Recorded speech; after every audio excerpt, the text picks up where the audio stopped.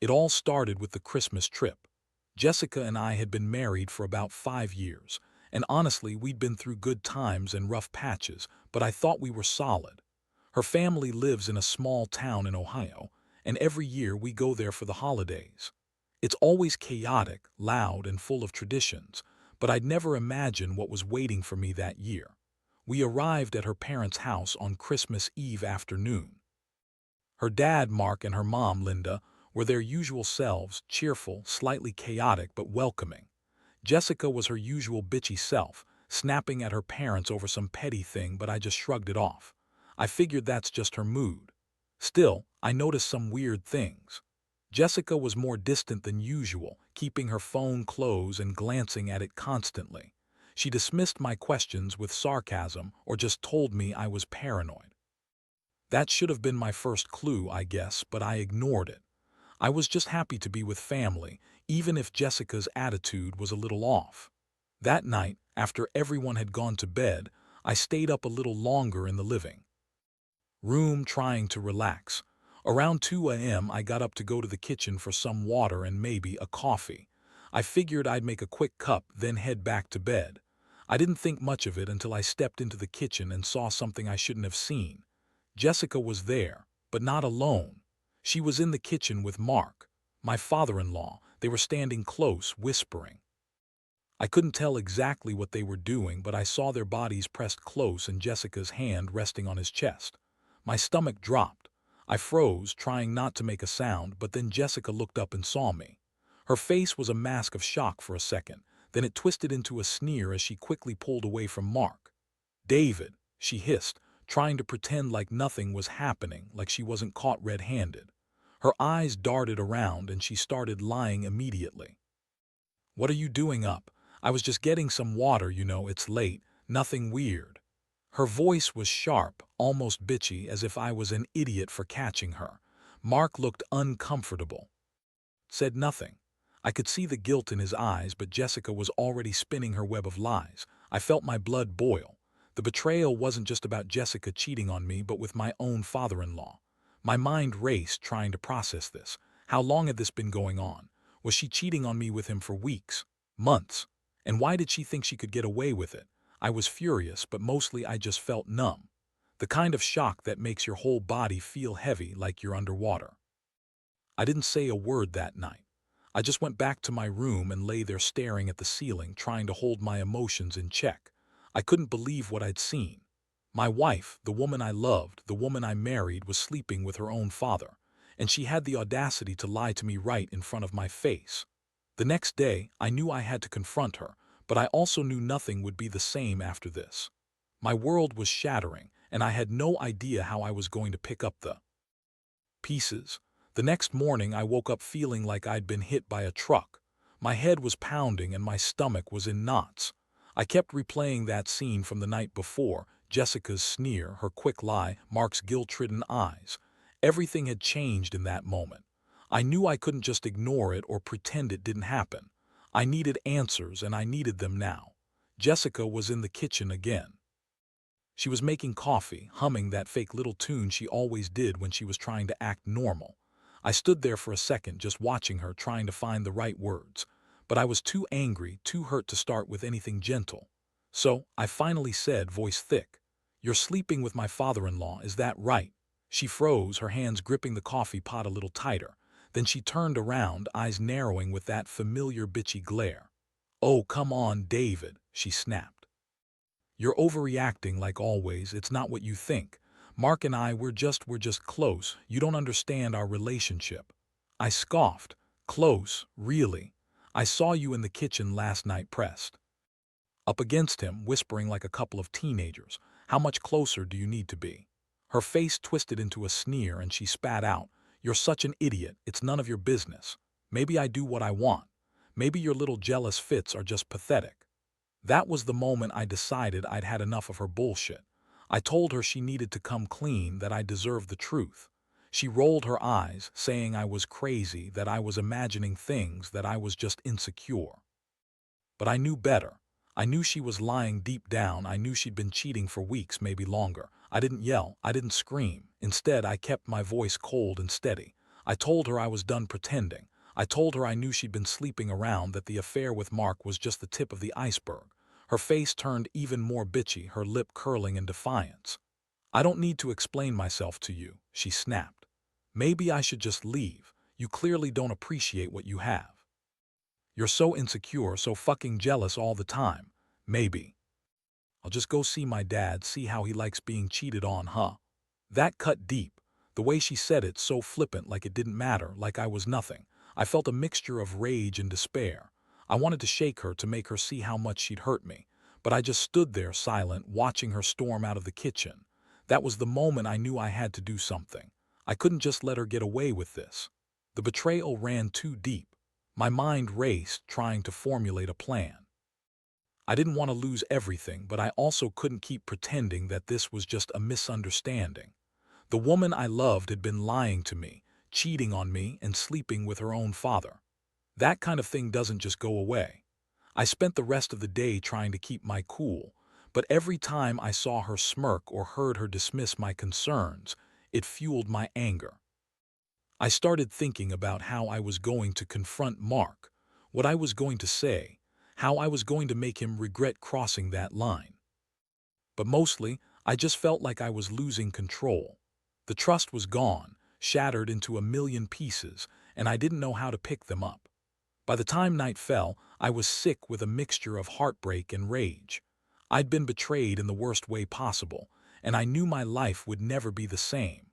The holiday that was supposed to be about family and joy had turned into something dark and unforgiving. I was just waiting for the right moment to get some answers, to finally face the truth head-on, no matter how ugly it was going to get. The following morning, I woke up with a plan brewing in my head. I couldn't just confront Jessica with accusations and expect her to crack immediately, especially not her. No, I needed proof, something concrete I could hold over her head, something that would make her realize I wasn't going to be a pushover anymore. I also had to figure out what I wanted to do long-term. Could I forgive her? Could I ever look at her the same way again? Honestly, I didn't know. But one thing was clear: I wasn't going to let her keep lying to me. I started by checking her phone. I knew it was a gamble, invading her privacy, sure, but I was desperate. I found her password easily enough. She was careless, always leaving her phone unlocked. When I scrolled through her messages, I saw the kind of things I'd suspected. Flirty texts, late-night calls, secret emojis. But what really caught my eye was a string of messages with Mark. Not just innocent banter. This was clearly more than that. They were planning to meet up again, talking about avoiding prying eyes and keeping it quiet. My stomach tightened. It was more than I'd imagined. This was a full-blown affair. I kept reading, trying to stay calm.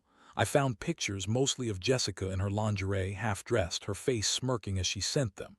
She'd been doing this for a while, and she had no idea I'd found out. I felt a mixture of disgust and heartbreak. How could she be so reckless? How could she betray me this way with her own father? The betrayal stung worse than I thought possible. I knew I had to confront her again, but this time, I wanted her to see I had proof. I waited until she was in the shower, then went through her closet, looking for anything else that might support what I'd seen. I found a few more explicit messages and some receipts from hotels, things I never knew about. My mind raced. I could barely breathe. When she stepped out of the bathroom, I was waiting in the bedroom, her phone in my hand. She froze when she saw it. Her eyes widened and she tried to snatch it back, but I held firm. "Jessica," I said coldly, "I know everything. The texts, the pictures, the meetings. How long has this been going on?" She scoffed, trying to act innocent. "You're crazy. That's not what it looks like. You're just jealous. You don't understand what we have, Mark and me. It's just sex, David. It's not a big deal." I shook my head, furious. "Don't give me that shit. You've been lying to my face for months. How could you do this to me, to your own fucking father?" She rolled her eyes. "You're so dramatic. God, you always act like a victim." "I was just bored, okay? It's not a big deal. Mark and I, we're just having fun. You wouldn't understand. You're so insecure, so controlling. Maybe if you weren't so pathetic, I wouldn't have had to look elsewhere." That was the moment I realized she was never going to be honest. Her lies, her excuses, they just kept coming. She was a master at spinning stories, making me feel like I was the crazy one. But I wasn't stupid anymore. I saw her for what she was, a selfish, manipulative woman who'd thrown away everything we had for some fleeting sex with my father-in-law. My stomach churned with rage and sadness, but I knew I had to do something. I told her she needed to leave right then. I couldn't keep her under my roof, knowing what she'd done. I informed her she was no longer welcome, and that I was done pretending everything was fine. She threw a tantrum, calling me crazy, saying I was overreacting, accusing me of trying to ruin her life. But I just stood my ground. I couldn't rebuild what she'd broken. Not anymore. That day was the worst day of my life. The house, once a place of warmth and love, now felt cold and empty. The woman I loved, the woman I married, had betrayed me in the worst way possible, sleeping with her own father, lying to my face, trying to gaslight me into silence. The image of them in the kitchen, whispering and touching, haunted me. I felt lost, betrayed, and betrayed again by the woman I thought I knew. But I also knew I couldn't let her destroy me completely. I had to find some way to move forward, to heal, somehow. The pain was raw and real, but I knew I had to face it eventually. For now, I packed her things, told her to go, and closed that chapter of my life. The truth was out. The betrayal had cut too deep, and now I had to figure out what I was going to do next. After Jessica left that day, I thought I'd feel relief. That once she was gone, the pain would lessen and I'd finally breathe again. But it didn't happen that way. Instead, I felt hollow, like a part of me was permanently broken. The house felt deafeningly quiet, filled with memories I'd never get back. I kept looking at her things, wondering how she could be so callous, so reckless, so utterly selfish. And mark God, I kept seeing his face in my mind, that guilty look he tried to hide. The whole situation was a nightmare I couldn't wake from. The days that followed were a blur. I couldn't sleep, couldn't eat much. My mind kept circling the scene in the kitchen, the lies she told, the betrayal I never saw coming. I started questioning everything, my judgment, our marriage, her love. I kept asking myself if I'd missed signs, if I'd been blind or just too trusting. The truth hit me hard.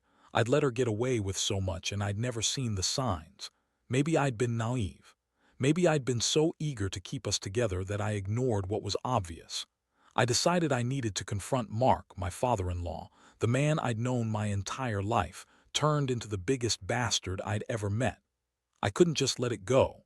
I had to see him face to face, to hear him admit what he'd done, to get closure. I wanted him to feel what I felt, humiliated, betrayed, disgusted. I started planning, thinking about how I'd approach him. I knew where he worked, a small dealership, a few towns over.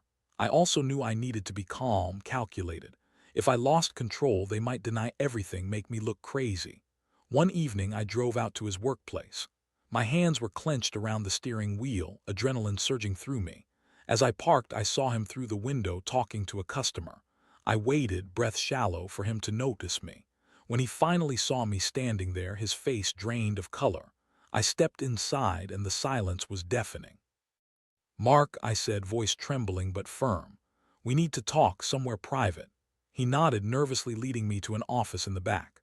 Once alone, I didn't hold back. I laid everything out, what I'd seen, the messages, the pictures, the plans they'd made. His face turned white, sweat beading on his forehead. He stammered excuses, tried to justify himself, but I cut him off. "How could you do this? To your daughter, to me, to yourself?" I asked, voice cold. "You think you're clever, sleeping with your own kid's wife. I hope you're proud of what you've become, because I sure as hell am not." He looked down, defeated, unable to meet my eyes. He knew he'd crossed a line, and I think he realized I wasn't bluffing. That was the moment I saw how broken he really was, guilt written all over his face. I told him I'd be reporting him, that I'd make sure everyone knew what he was, that I'd destroy his reputation just like he'd destroyed mine. Driving back home that night, I felt a strange mix of satisfaction and despair. I'd confronted them both, but nothing could undo what had happened. The trust was shattered beyond repair. I was angry, yes, but mostly I was hurt. Deep down, I'd lost the woman I loved, the father I knew, and my sense of security. The house, the memories, everything we'd built, all stained with betrayal. Over the next few weeks, I started trying to piece my life back together. I sought support from friends, even started seeing a therapist. I knew I needed to process everything, to deal with the pain that refused to go away. The hardest part was accepting that Jessica was gone, not just physically but emotionally. She'd broken everything between us, and I had to decide what was next. Could I forgive? Could I forget? Honestly, I didn't think so. The damage was too deep. But what haunted me most was the thought that this wasn't just about her cheating. It was about the fact that she'd slept with someone so close to me, someone I trusted implicitly. That betrayal had shaken my entire foundation. And as I sat there staring at the wreckage of what used to be my life, I knew I'd never look at my family the same way again. The holidays, the memories, everything we shared, they'd been permanently altered. And now I had to figure out how to rebuild what I could, or maybe start entirely new. Time passed, but honestly it felt like I was just surviving instead of living. Every day was a reminder of what I lost: Jessica's betrayal, her lies, the fact that she'd sleep with her own father. I kept asking myself if I ever really knew her, if I ever truly understood who she was beneath the bitchy facade. The trust I once had was gone, replaced by bitterness and a gnawing sense of betrayal. I knew I had to make a decision: keep wallowing in despair or truly move on. One night, after a long day of working through my thoughts, I finally sat down and made a choice. I was done waiting for her to come back, for things to somehow be fixed. I couldn't undo what had happened, and I wasn't about to torture myself with hope that I'd ever see her as the woman I married again. I decided to file for divorce. It was the cleanest way to finally cut the cord and start healing, even if it hurt like hell. I also knew I couldn't stay under the same roof. Every corner of the house reminded me of her lies, of that night in the kitchen. The process wasn't easy. Jessica made it difficult, trying every manipulative tactic she could think of to keep me hanging on. She threw tantrums, threatened to ruin me, called me names, and tried to guilt-trip me into staying. "You're just insecure," she spat once during an argument. "You're overreacting. You're nothing without me." That kind of attitude made me even more determined to move on. I knew I deserved better than someone who would lie, cheat, and then insult me when I found out. I also started dealing with the fallout from Mark. The local community started talking. Word spread fast about his affair with Jessica, and I knew that their reputation was taking a hit. Honestly, I didn't care. The only thing I cared about was healing myself. I wanted to forget about the past, but I knew it would take time. I sought therapy, poured my feelings out to a counselor who helped me process the betrayal, and slowly I began to rebuild my sense of self. Throughout all this, I learned a lot about trust, honesty, and what it really means to be betrayed. Jessica's actions didn't just hurt me, they shattered everything I thought was real in my life. I realized that sometimes the people closest to you can turn out to be the biggest enemies.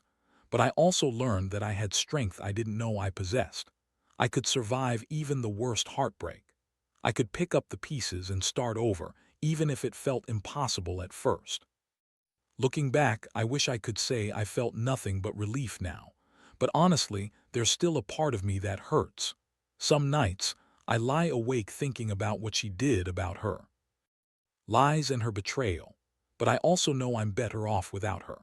I'm learning to trust myself again, to rebuild my life from the ground up. And I want anyone going through something similar to know, no matter how bad it gets, you can survive. You can come out the other side stronger, even if it takes time. Never let someone's betrayal define you. Be patient, be kind to yourself, and remember that healing is a process, sometimes slow and painful, but always worth it. Now, sitting here reflecting on everything, I realize how much this ordeal has changed me, how it's forced me to face truths I refused to see before. Jessica's betrayal didn't just rip apart my marriage. It shattered my sense of trust, my belief in the people I loved most. But strangely, it also pushed me to look inward, to understand that my happiness can't depend on someone else's actions. I've learned that forgiveness, if it ever comes, is a slow process, and sometimes the best thing you can do is forgive yourself for staying too long, for trusting too blindly. I also learned that some people will lie to your face, manipulate every situation, and believe their own bullshit just to protect their ego. Jessica's constant lying, her dismissiveness, her snide remarks, they all stemmed from her own insecurities and need for control. But I can't change her. All I can do is focus on myself. I've started rebuilding my confidence, rediscovering who I am outside of her shadow. The biggest lesson, I think, is that betrayal often reveals who people really are. Mark's guilt, Jessica's selfishness, all of it showed their true selves. I won't pretend I like what I've learned, but I refuse to be a victim to it anymore. I've decided to move forward, to focus on my healing, and to find happiness outside of the chaos. To anyone reading this who might be going through something similar, here's what I want you to take away. Don't let betrayal define you. It hurts like hell, but it's also an opportunity to grow stronger. Give yourself time to grieve, to be angry, to feel whatever you need. But also remember, you're worth more than someone who cheats, lies, and manipulates. You deserve honesty, respect, and love rooted in truth. When you're ready, pick yourself up. Seek support, lean on friends, and above all, be kind to yourself. Life after betrayal can be a new beginning, even if it doesn't feel like it right now. I don't know what the future holds, but I do know one thing. I'm done waiting for apologies I'll never get. I'm done holding on to a hope that she might change. From here on out, it's about me, my peace, and rebuilding trust in myself. And that's enough.